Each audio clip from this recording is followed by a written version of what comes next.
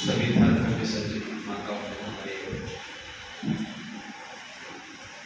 आपने विषय गायत्री मंत्र का दिया। अब तुलना कर लें कुरान में और पहले वेद में, तभी तो इतिहास में पहुंचेंगे जी। कुरान कितनी पुरानी है और वेद कितने पुराने हैं। कोई व्यक्ति हमें कहे कि हमसे चुराया है, कोई बात नहीं, आपको लगता है कोई बात नहीं, लेकिन पहले जहां से पैदा हुए उसका पता लगा तो 1,96,08,53,000 वर्ष कौन है? वेद है। इस संस्कृति है, ये नेचर है, प्रकृति है। सृष्टि की आयु लगभग 4,38 करोड़ की है और ये लोग तो सृष्टि का आयु ना मानते हैं, कयामत का दिन मानते हैं और कयामत के दिन सब मुर्दे जितने भी मरे हुए हैं ना वो इकट्ठे होंगे और बेहतर उनकी जो भूल होगी और बेहतर हुए मिलेगी। तो गायत्री मंत्र हमारा चारों वेदों में है और चारों वेदों में ऐसे नहीं है ओम भूर्भुवः स्वः तत्सवितुर्वरेण्यं, ऐसे नहीं है। ओम भूर्भुवः स्वः तत्सवितुर्वरेण्यं में पूरा एक है तत्सवितुर्वरेण्यं भर्गो देवस्य धीमहि, है यही।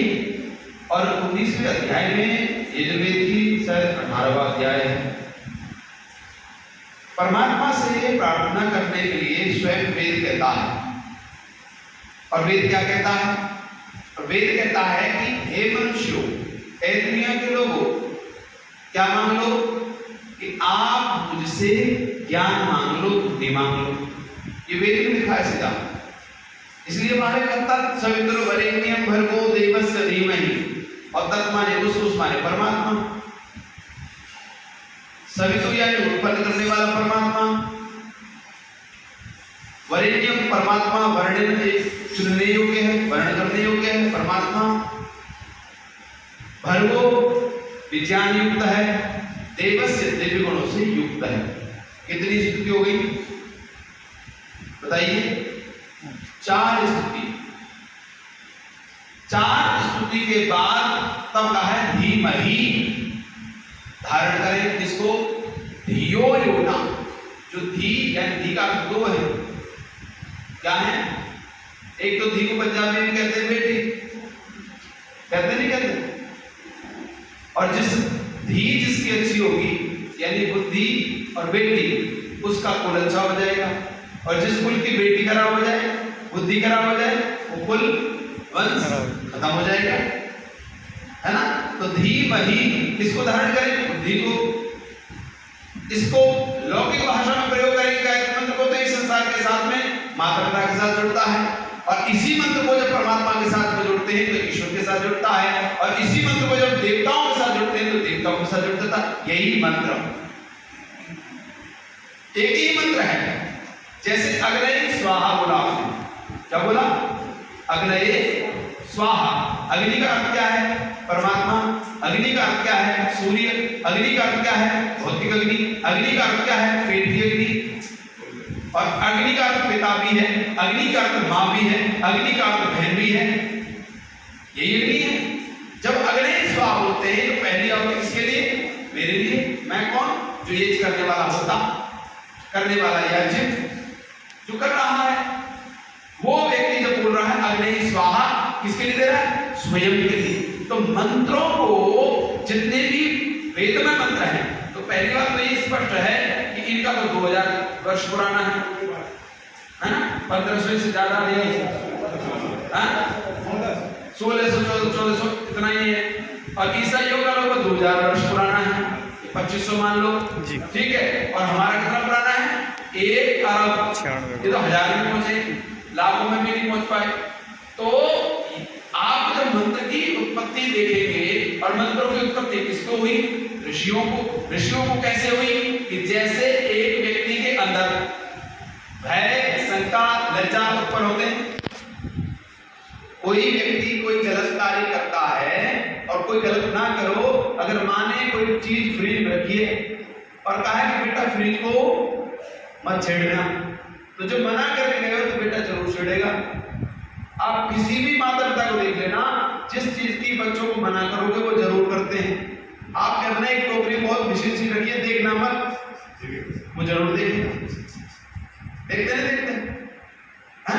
तो जब हम माता पिता संतान को क्या कहते हैं कि कोई चीज दिया तो हम उसको मना करते हैं, तो वो व्यक्ति स्वयं उसको देखना चाहता है।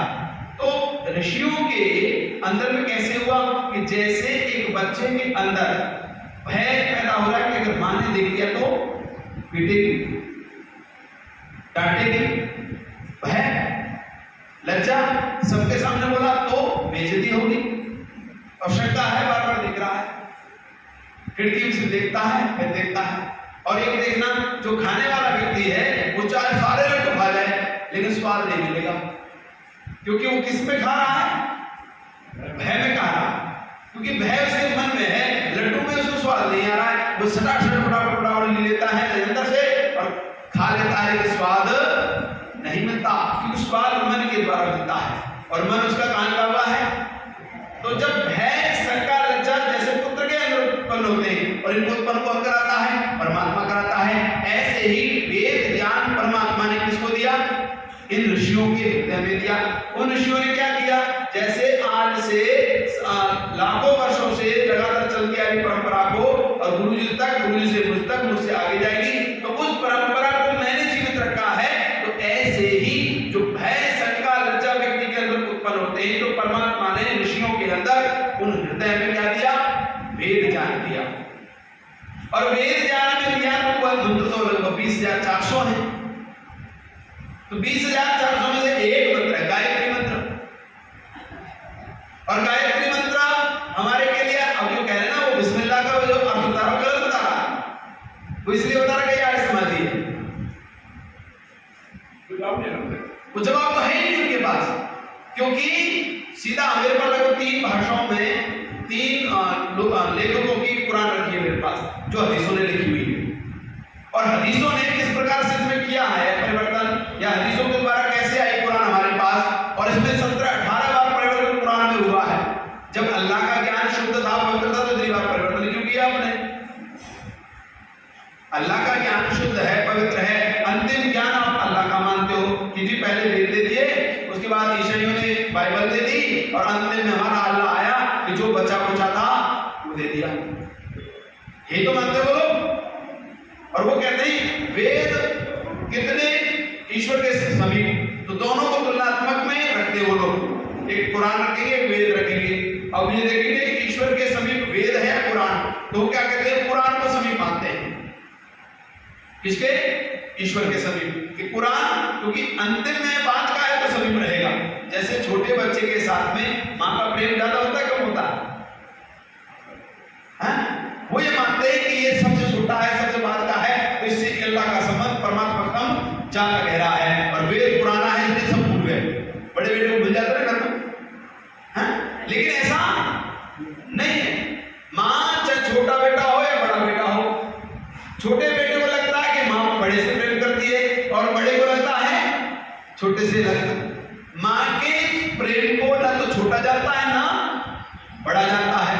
जो जिसके लेवल का ज्ञान है वो उस अपने लेवल से मां के प्रेम को देख रहा है, तुलना कर रहा है। तो जब तक ज्ञान का लेवल आपका नहीं बढ़ेगा, यानी मुल्लों का, मुसलमानों का, तब तक उन्हें ये पता ही नहीं चलेगा कि वास्तव में वेद ही सत्य है। और गायत्री मंत्र की हम बात करें, गायत्री मंत्र में कहीं पर 4 स्तुति है, कहीं पर 7 स्तुति है ना। भू भुवः स्वहा क्या है? दुखों को दूर करने वाला, दुखों को दूर करने वाला पहला है ना। और क्या है? पहला है भू, प्राणों का प्राण, भुवः दुखों को दूर करने वाला, और स्वाहा सुख स्वरूप। किसका है? ईश्वर का। यानी जब हमें किसी से कुछ चाहिए तो हम क्या करते हैं? मुझे आपसे चाहिए, माता जी से चाहिए, तो मैं कैसे बात करूंगा? बोलो डॉक्टर साहब, अच्छे से करूंगा ना, नहीं तो माता पीटेगी, डांटेगी और दे देंगे, दे देंगे। लेकिन इनके पास हाथ जोड़ के जाऊंगा और कहूंगा माता जी आप बहुत अच्छी है, तो माँ कहेगी हाँ ठीक है। तो माँ से अगर कुछ चाहिए तो कब मिलता है? प्रेम में। ईश्वर से जब चाहिए तो कब मिलता है? प्रेम में। देवताओं से जब कुछ चाहिए तो कब मिलता है? प्रेम में। बिना प्रेम के दुनिया में कोई व्यक्ति किसी से प्राप्त नहीं कर सकता। अगर आप लड़ाई से, युद्ध से ले तो लोगे, लेकिन उसके अंदर जो प्रेम होना चाहिए था, जो उसके अंदर खुशी होनी चाहिए, तो वो प्राप्त। मैंने आपसे, आप बुजुर्ग हैं, मैं जवान हूं, मैंने छुड़ा लिया आपसे, आपके अंदर की हृदय की भावना क्या थी? मैं नहीं देना चाहता, जबरदस्ती छुड़ाया हुआ है, तो उसमें सुख नहीं मिलेगा। लेकिन अगर मैं आपके पास बैठूं, बाबूजी कहूं, आपके साथ अच्छे से बात करूं, तो आपका मन करेगा कि ब्रह्मचारी राष्ट्र के लिए काम कर रहा है, उसको कुछ दे दो। कब मिला? स्तुति करने के बाद। हम लोग क्या करते हैं? प्रार्थना करते हैं, मांगते हैं। लेकिन वेद कहता है, ईश्वर कहता है कि आप कुछ मत करो, क्या कर लो? प्रशंसा कर लो। क्या कर लो? दुनिया में हमारा ऐसा देश था, हमारी ऐसी भारतीय संस्कृति थी जो केवल और केवल प्रशंसा पर टिकी हुई थी। किस पर टिकी हुई थी? आज दुनिया क्या कर रही है? आप किसी से पूछो, पौराणिकों से, क्या कर रहे हो जी? पूजा कर रहा हूँ। क्या कर रहे हो जी? वंदना कर रहा हूँ। क्या कर रहे हो जी? प्रार्थना कर रहा हूँ। क्या कर रहे हो जी? निवेदन कर रहा हूँ। निवेदन, वंदना, प्रार्थना, प्रेयर, जितने भी शब्द बोल रहे हैं, क्या है ये? मांगना शब्द है। प्रार्थना कर क्या है? मांगना। पूजा का क्या है? मांगना। वंदना का क्या है? मांगना। निवेदन का क्या है? मांगना। यानी हमारा देश क्या था कि स्तुति करने वाला था, प्रशंसा करने वाला था। अगर मैं गुरुजी की प्रशंसा करूं तो गुरुजी को पता लग जाएगा कि शिष्य को कुछ चाहिए, तो कहने की आवश्यकता क्या? पति को पता लग जाता था कि पत्नी की कुछ इच्छाएं हैं, तो पति की प्रशंसा करने जैसे ही लगा कि आ रहा है बहुत अच्छे दिमाग में, तो लिस्ट बना के देती, और लग रहा है कि आज क्रोध में आ रहा है तो लिस्ट को छुपा कर रख देती और आगे पानी लेके देती। ऐसे क्या हो गया, सब ठीक ठाक है, कोई समस्या तो नहीं वगैरह। वो कहेगा तुमने ऐसा कर दिया, कोई बात नहीं, कर लेंगे। मूड देख करके बात करती थी। यानी प्रशंसा। दुनिया में कुछ भी प्राप्त करना है तो वो किससे प्राप्त होगा? और गायत्री मंत्र क्या है? प्रशंसा है। स्तुति कितनी है? 7। तो जब हम किसी की स्तुति करते हैं, स्तुति करने का तरीका कहाँ है? केवल वेद में है, मंत्रों में है, सबसे मूल में। तो हमारी परंपरा एक ऐसी परंपरा है जो मांगने की परंपरा नहीं रही। तो गायत्री मंत्र में 7 स्तुति हैं, और गायत्री मंत्र उतना ही पुराना है जितना वेद पुराना है, जितने ही ऋषि पुराने हैं, जितना ही आपकी प्रकृति पुरानी है, जितना आपका नेचर पुराना है, जितना आपका मन पुराना है, उतने ही पुरानी आपकी गायत्री मंत्र है। वो मैं कह रहा हूं, अगर आप ये कहें कि हवा नहीं है, कि आपके मानने से हवा नहीं है, वो तो रहेगी ना। अगर वो ये कहते हम ऐसा नहीं मानते तो बात करो। समाधान किसी भी चीज का कब है? जब तक मैं आपसे बात ना करूं, मैं भी नाराज, आप भी नाराज, तो देख तो कौन आएगा? अरे किसी को तो समर्पण होकर जाना पड़ेगा। मुझे चाहिए तो मैं पहुंचू, आपको चाहिए तो आपको चाहिए, मुझे भी नहीं चाहिए, आपको नहीं चाहिए, लेकिन दुनिया को समाधान देना चाहते हो तो क्या करना पड़ेगा? बैठना पड़ेगा। उसी का नाम उपासना है। जब आपके पास मुल्ला कभी बैठे तो कह रहे हैं तो उपासना कर रहा है मेरी। वो कहे कैसे? बोले सभी बैठने का नाम उपासना है। उपमाने समय सब आसन माने बैठना, तू मेरे पास बैठा है ना बेटा, तो यानी वेद का काम कर रहा है। वेद का नाम लेके चढ़ जाएगा। तो हम सारे के सारे बैठ करके क्या करते हैं? उपासना ही करते हैं, सभी पे ही बैठते हैं। तो उसमें भी तो उपासना ही है गायत्री मंत्र में, उसमें प्रार्थना भी है, उसमें स्तुति भी है। तो तीनों काम किसमें है? गायत्री मंत्र में। तो मंत्र को